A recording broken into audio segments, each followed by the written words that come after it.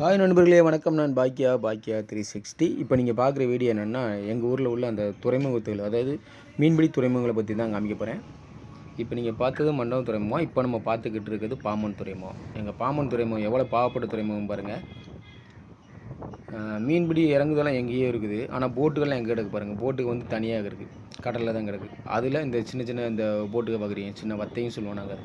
அதிலிருந்து மீன்களையெல்லாம் மீனவர்கள் இறக்கிட்டு வந்து தான் இந்த ஜட்டின்னு சொல்லுவோம்ல, இந்த இப்போ நீங்கள் பார்க்குற இந்த இந்த இதுக்கு வந்து கொண்டு வந்து இறக்குவாங்க. இங்கே கொண்டு வந்து தான் அப்புறம் வந்து வியாபாரிகள்லாம் மீனெல்லாம் எடை போட்டு அப்படி எடுப்பாங்க. எவ்வளோ சிரமம் மட்டும் பார்த்துக்கிறங்க. எல்லா துறைமுகத்துலையும் பார்ப்பீங்க நீங்கள். துறைமுகத்தில் வந்து அந்த ஜட்டியில் வந்து எல்லா போட்டுகளுமே வந்து ஒன்றா சேர்ந்து தான் கிடைக்கும், அணைஞ்சு தான் கிடக்கும். அதுலேருந்து டேரெக்டாகவே அவங்க வந்து சட்டியில் மீன் இறக்கிடுவாங்க. ஆனால் எங்கள் பாம்பன் துறைமுகத்தில் என்னென்னு பார்த்தீங்கன்னா, அதுக்கு வாய்ப்பே கிடையாதுங்க. ஏன்னா இந்த அரச குத்தம் சொல்கிறதா இல்லை மற்றதை சொல்கிறதா எனக்கு ஒன்றும் புரியலை. ஏன் இப்படி வச்சுருக்காங்கன்னு எனக்கு ஒன்றுமே தெரியலை.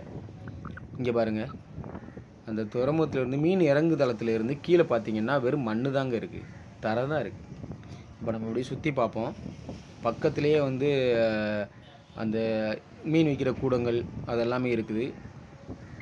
ஆனால் நம்ம போட்டை வந்து டைரெக்டாக கொண்டு வந்து நம்ம வந்து இந்த சட்டியில் அணைக்க முடியாது. அந்தளவுக்கு ஒரு துறைமுகமாக இருக்குது. அப்படின்னா ஏதோ பாம்பன் மீனவர்கள் உள்ள சாபக்கேடு என்னமோ தெரில. ஏன் பாம்பன் மட்டும் இல்லை, நீங்கள் தங்கச்சி மடம் அப்படி ராமேஸ்வரம் அது ஃபுல்லாகவே நீங்கள் பார்த்தீங்கன்னாவே ஒரு ஒழுங்கான துறைமுகமே கிடையாதுங்க. அதாவது தீவுக்குள்ளே, இந்த பாம்பன் பிரிட்ஜை தாண்டி இந்த தீவுக்குள்ளே ஒழுங்கான துறைமுகமே கிடையாது. ஆனால் பார்த்தீங்கன்னா வெளியில் இதே நீங்கள் அப்படியே பக்கத்தில் போயிட்டோம்னா ஒரு 8 கிலோமீட்டர் மண்டபம் பாருங்கள். அதாவது இந்த பாம்பன் பிரிட்ஜ் எண்டோட எண்டுனா அதுலேருந்து மண்டபம் ஸ்டார்ட் ஆகுது. நாங்கள் தனிமைப்படுத்தப்பட்ட ஒரு தீவு, உங்களுக்கு எல்லாருக்குமே தெரியும். எங்கள் தீவுக்குள்ளே எங்கள் மீனவர்களுக்கு அதிகமான ஸ்பெசிலிட்டி எதுவுமே பண்ணி கொடுக்கல இந்த கவர்மெண்ட்டு. குந்துகாலில் ஒரு துறைமுகம் ஒன்று போட்டாங்க, அதுவுமே ரொம்ப மோசம். அதையும் நான் உங்களுக்கு காமிக்கிறேன், நீங்கள் அப்படியே பாருங்கள். நம்ம வீடியோ புது ஆட்கள் இருந்தால் மறக்காமல் சப்ஸ்கிரைப் பண்ணிக்கிறீங்க. வீடியோ மட்டும் பார்க்குறீங்க, ஆனால் சப்ஸ்கிரைப் பண்ண மாட்டேங்கிறீங்க. ஏன்னு தெரில. எங்களை மாதிரி ஆட்கள்லாம் வளர்ந்து வருது உங்களுக்கு பிடிக்காத என்னமோ தெரில. இல்லை நண்பா, உங்களுக்கு நாங்கள் ஒத்துழைப்பு கொடுப்போம் அப்படின்னு நினச்சிங்கன்னா ஒரு சப்ஸ்கிரைப் பண்ணுங்கள், அப்படியே ஒரு லைக் ஒன்று போட்டுவிட்டு போயிடுறேங்க. இதை பற்றின ஏதாச்சும் கமெண்ட் இருந்தால் சொல்லுங்கள், கண்டிப்பாக நான் அதுக்கு உங்களுக்கு பதில் கொடுப்பேன். நான் ஒவ்வொரு கமெண்ட்டுக்கு பதில் கொடுத்துக்கிட்டு தான் இருக்கேன். இப்போ நீங்கள் அதை கம்பேர் பண்ணுற மாதிரி தான் காமிக்கிறேன். இங்கே பாருங்கள், அந்த துறைமுகம் எங்கே இருக்குது, கரை எங்கே இருக்குது, போட்டு எங்கே இருக்குன்னு பாருங்கள்.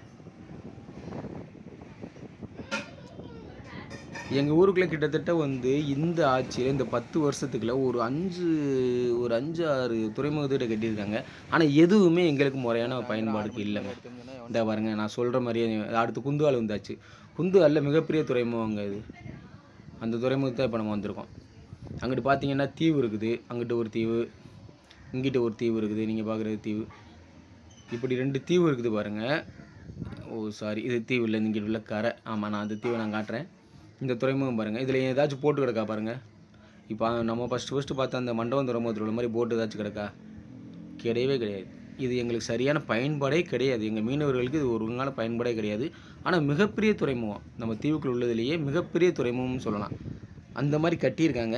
ஆனால் நாங்கள் ஒழுங்காக அதை யூஸ் பண்ண முடியல. இப்போ நீங்கள் பார்க்குற அந்த பின்னாடி உள்ள அந்த கட்டடம், அந்த ஜூம் பண்ணி காட்டுற அந்த கட்டடம் பாருங்கள். Storage, gold storage. அதாவது மீன் பிடிச்சிட்டு வந்து மீனவர்கள் வந்து அவங்களோட மீன்களை வந்து அங்கே பதப்படுத்தி வைக்கலாம். வச்சுட்டு இப்போ வண்டி வரக்கு 1 நாள் 2 நாள் ஆகும். ஆனதுக்கப்புறம் வந்து அப்புறம் வண்டி வந்ததுக்கப்புறம் அந்த மீனை அவங்க ஏற்றி விடலாம். அந்தளவுக்கு அவங்க பதப்படுத்தி வைக்கலாம். அந்த மாதிரி ஒரு ஸ்டோரேஜ். ஆனால் கிட்டத்தட்ட ஒரு 5-6 வருஷம் ஆகுது, இதுவரையில் அந்த ஸ்டோரேஜை ஒரு மீனவரும் பயன்படுத்தலை. அப்புறம் எதுக்கு இந்த திட்டம் என்னென்னு ஒன்றுமே புரியல எனக்கு. அங்கே பாருங்கள், மேலே தீவு இருக்குது, இந்த ஜட்டி இருக்குது. இதுலேயும் வந்து போட்டு வந்து பிடிக்க முடியல. ஒரு சில போட்டுங்க வந்து சும்மா தற்காலிகமாக கிடப்பாங்க, போயிடுவாங்க. ஆனால் இதில் வந்து போட்டு பிடிச்சி மீன் இறங்கி அதை அந்த ஸ்டோரேஜில் வச்சு கொண்டு போய் அந்த மாதிரிலாம் எதுவுமே கிடையாது. நான் என்ன சொல்கிறதுமே தெரில. ஏன் பாம்பன் மீனவர்களை மட்டும் ஏன் இந்த அரசு இப்படி வஞ்சிச்சிச்சா இல்லை கைவிட்டுருச்சா என்னமோ ஒன்றுமே புரியலை. சில பேர் சின்ன இது, அதாவது சிறுதொழில்னா எப்படி சொல்கிறேன்னா, நம்ம ஊரில் வந்து எங்கள் ஊரில் பாம்பனில் வந்து எல்லாருமே வந்து குறைஞ்சபட்சம் கேவலம் 25 லட்ச ரூபாய்க்கு மேலே உள்ள போட்டுக்கு தான் இருக்கும். அவங்க வந்து அதிகமான ஒரு தொழில் முதலீடு போட்டிருப்பாங்க, அதிகமான டீசல் செலவு பண்ணுவாங்க, அதிகமான இதுவும் பண்ணுவாங்க. எல்லா வகையிலும் அதிகமான மீனும் பிடிப்பாங்க. எல்லா வகையிலையும் பார்த்தா கவர்மெண்ட்டுக்கு அதிகமான வருமானம் எடுத்து கொடுக்குறது வந்து எங்கள் ராமேஸ்வர தீவு தாங்க. ராமேஸ்வர தீவில் வந்து மெயினாக பாம்பன் ராமேஸ்வரங்க. ஆனால் இந்த ஒரு இவ்வளவு வருமானம் ஈட்டி கொடுக்குற இந்த தீவுக்கு, இந்த பாம்பனுக்கு ஒரு நல்ல ஒரு துறைமுகம் கிடையவே கிடையாது. இப்போ நம்ம அப்படியே மண்டபம் வந்துட்டோம் பார்த்துக்கோங்க. இப்போ மண்டபத்தில் பாருங்கள் எவ்வளோ நீட்டாக பாருங்கள். இப்போ காட்டுறேன் உங்கள்கிட்ட துறைமுகம். இங்கே பாருங்கள் எவ்வளோ நீட்டாக அப்படியே சட்டியில் நேரடியாக போட்டு அணைக்கிறாங்க. அங்கேயே அப்படியே இறக்கி கொடுக்குறாங்க. ரொம்ப ஈஸியாக இது பண்ணுறாங்க. இது மண்டபம் துறைமுகம். ஆனால் பாம்பன் துறைமுகம் மட்டும் இந்த இது கிடையவே கிடையாது. ஏதோ பண்ணுறேன்னு சொல்லியிருக்காங்க, பேக் வாட்டர் போடுறோம் அப்படி இப்படின்னு சொல்லியிருக்காங்க. ஆனால் ஒன்றும் பண்ணின மாதிரி தெரியல. அது என்னமோ பைசா நாங்கள் ஒதுக்கிட்டோம் வந்துட்டோம், நாங்கள் பண்ண போகிறோம் அப்படி இப்படின்னு வெறும் வாய் வார்த்தை தான் ஓடிக்கிட்டு இருக்கு. இதுக்கு முன்னாடி உள்ள கவர்மெண்ட்டாக இருந்தாலும் சரி, இப்போ உள்ள கவர்மெண்ட்டாக இருந்தாலும் சரி, பாம்பன் மீனவர்களை பற்றி யாருமே எதுவுமே நினைக்க மாட்டேங்கிறாங்க. என்னன்னு தெரியல. ஆனால் இவங்களோட இந்த வருமானம் மட்டும் வேணும்.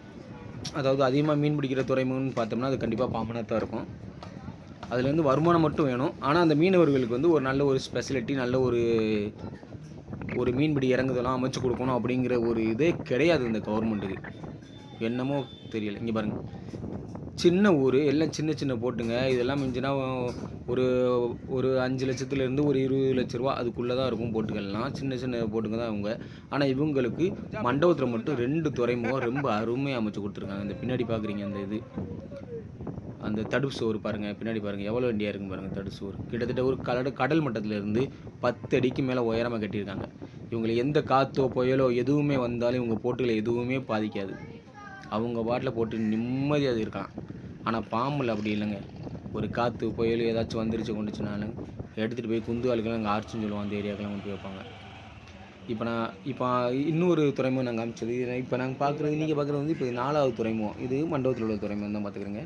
2 துறைமுகம் நான் பாம்பனில் காமிச்சேன். 2 துறைமுகம் இப்போ மண்டபத்தில் தான் காமிச்சிட்ருக்கேன். இது 2வது மண்டபத்தில் உள்ள துறைமுகம். இது வடக்கு பகுதியில் இருக்குங்க. இந்த துறைமுகத்தையும் பாருங்கள் எவ்வளோ நீட்டாக பண்ணியிருக்காங்க பாருங்கள். நான் அப்படியே பைக்கில் போய்ட்டு ஷூட் பண்ணிக்கிட்டு இருக்கேன்.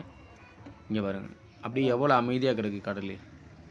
என்ன காற்று புயல் அடித்தாலும் சரிங்க, இவங்களுக்கும் நல்ல பாதுகாப்பு சூப்பராக இருக்குங்க இந்த ஏரியா. இங்கே பாருங்கள் கடல் மட்டத்துலேருந்து இங்கேயுமே ஒரு 10 அடிக்கு மேலே அந்த தடுப்பு சோறு அமைச்சிருக்காங்க. இதைத்தான் நாங்கள் பேக் வாட்டர் சொல்லுவோம். இதைத்தான் எங்கள் பாம்பனுக்கு நாங்கள் கேட்குறோம். அதாவது குந்துவால் துறைமுகத்தில் கேட்குறோம்.